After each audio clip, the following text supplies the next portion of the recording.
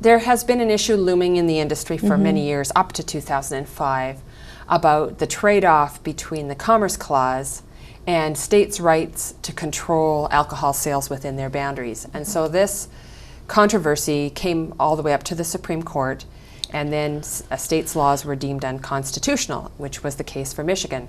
So we needed to change the laws in Michigan, and your legislation was able to create a situation in Michigan where wineries from all across the country, including Michigan, were able to get a permit, a direct shipper permit from the Michigan Liquor Control Commission. And that permit allows them to ship into consumers in Michigan. So you can pick, as a consumer in Michigan, you can pick up the telephone and place an order from a California winery that has purchased that permit, or from a Michigan winery that purchased that permit. I believe every one of Michigan's wineries has a direct shipper's permit, but it's a voluntary permit. If you don't want to ship, you don't have to get a permit. But what has happened is that that has had a positive impact on our wineries, because consumers, through that discussion over that legislation and the Supreme Court challenge, became aware that this was an issue. And so wineries that now have the permit are finding increased sales within Michigan and to some extent beyond Michigan. But the impact has really been in terms of increased sales within the state of Michigan. Sure. So if you're in Leelanau County for a weekend and you get a couple of bottles of wine, you like that wine, and you're not going back to Leelanau County for a long time, you can actually call and have it directly shipped to you. And prior to the legislation, that could not happen. Is that correct? Well, prior to the legislation, it could happen from a Michigan winery, but it couldn't from a California winery, and that was the vice versa. Michigan to couldn't ship to California. So that was the imbalance that had to be resolved. And so by creating that direct shipper permit, that leveled the playing field and gave everybody the opportunity. And frankly, for most consumers, the selection of California wine in your local store is quite adequate for most people. So you wouldn't go to the expense to pick up the telephone and order a few bottles of something special from California, unless you had been to California and visited a winery that you really wanted to get some of their wine and couldn't find it here. But Michigan, people are so supportive of the Michigan wine industry now. They all recognize that we have that industry. And so that ability now that they realize that they have that ability is more firmly entrenched in their minds. And so they do take advantage of that more than they did prior to that legislation being introduced. Now, just for the consumers out there, how does it really work? Do you have to have a copy of your driver's license sent to the local business, the winery? I mean, how do I do that? There's different ways of doing that, but the winery is charged with having some form of age verification system in place, documented for each sale. There are businesses out there that will do an age verification for you, and when I believe it's tied into the credit card. When you run the credit card, you pay an extra couple of cents, and an age verification will come through with that.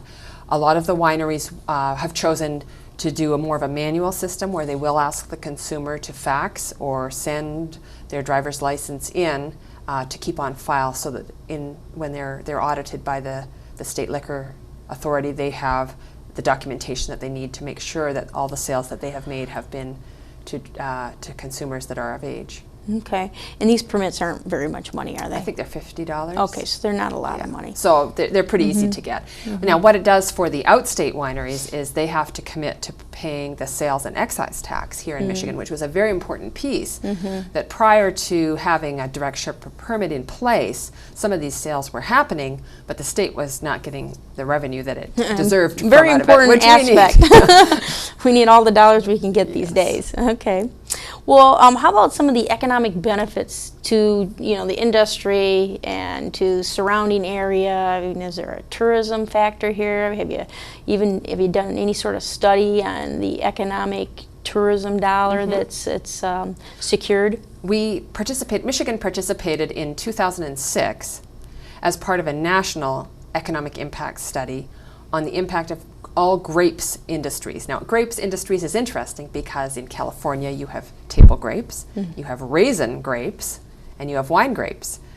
In Michigan, we have juice grapes that go to Welch's for grape juice, which it's made from varieties that don't necessarily make the fine dry table wines that people are looking for, although we do make some wine from those varieties. So Welch's is a big player in Michigan, the juice grape industry, we call that, and then the wine grape industry is very big.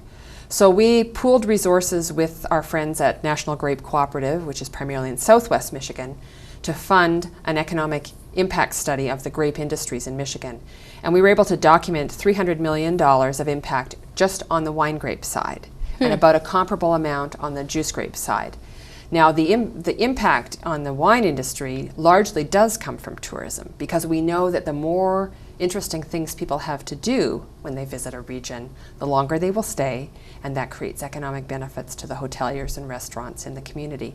So we were able to document through this economic impact study that is available on our website the impact in terms of direct employment and then indirect spin-offs to the local community in terms of tourism.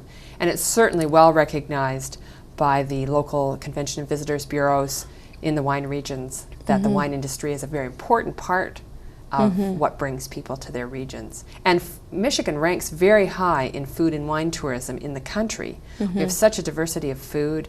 We have the Great Lakes with our fish. We really have a lot of opportunity to continue to leverage our food and wine tourism in the state to bring even more people here to experience the bounty that we do have available. We just take it for granted. We just have to shout about it a little bit louder. Sure. Now you brought something here. It says Michigan Wines. We've had this on the table. That's some new point of sale material Okay. we developed for April Wine Month last year. And we will continue to use that for a couple of years. It says Enjoy Michigan Wines, and this card can be used in a retail shelf to hang over the front of the shelf so people can find the Michigan wines easily.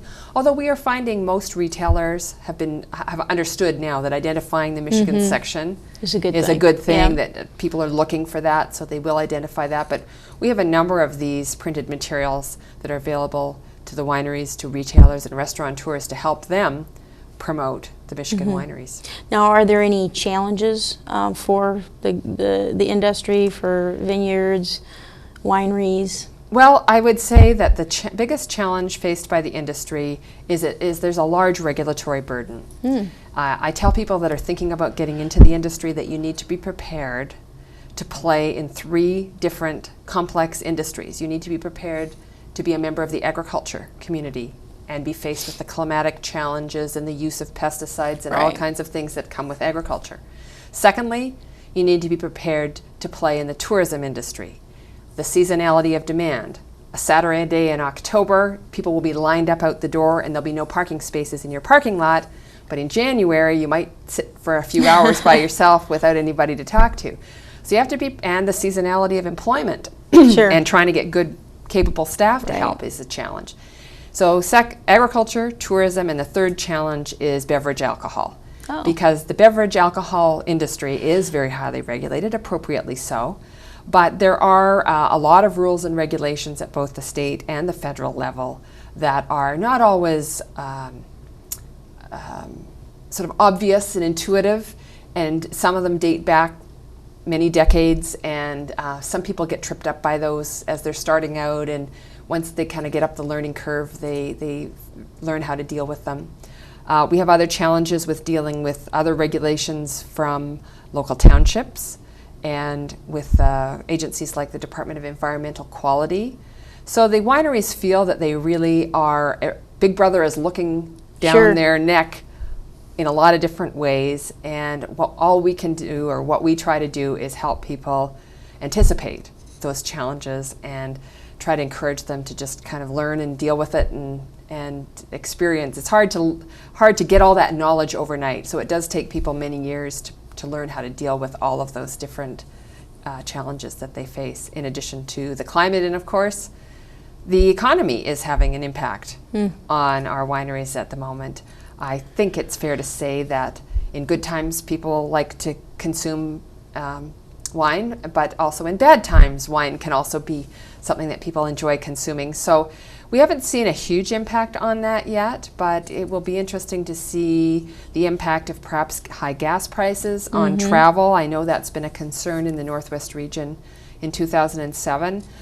So we always have to be watching for how the changes in our economy will impact the industry, and we really need to encourage new investment in the industry. And until the economy of Michigan starts to turn around a little bit more, I think that we will see not as much interest perhaps in investing in Michigan's wine industry as we might hope for. Sure. Well, thank you very much for coming today. You're This has welcome. been very exciting to learn more about the industry, and I'm sure it was very helpful for the district.